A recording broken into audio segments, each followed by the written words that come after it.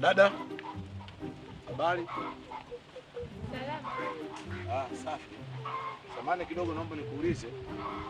Mimi ni mgeni kidogo hapa. Yule hapo nyuma hapa.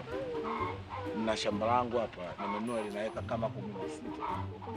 Sasa natafuta vijana ambao wanaweza wakafanya usafi, kufagia, kulima kidogo. Na ikiwezekana kama nitampata mtu ambaye anaweza kukaa kwa kulilinda, itakuwa vizuri. Mimi sina uzoefu sana na watu, ila kuna mtu anawafahamu. Kwa labda nikuelekeze kwake au nikakupatia alafu malizane. Nifuatie. Hamna shida, wala usiwazi. Basi kwa. Kazi. Ando huyu. Yeye ndio yule akumalizana naye, hana shida. Kila kitu nini si umemwelekeza? Kila kitu. Mimi sikufichaki, yani mimi mwenyewe unamjua mtaa. Basi mimi naenda. Haina noma, ngoja nimalizane naye. Sasa dada, hebu njoo.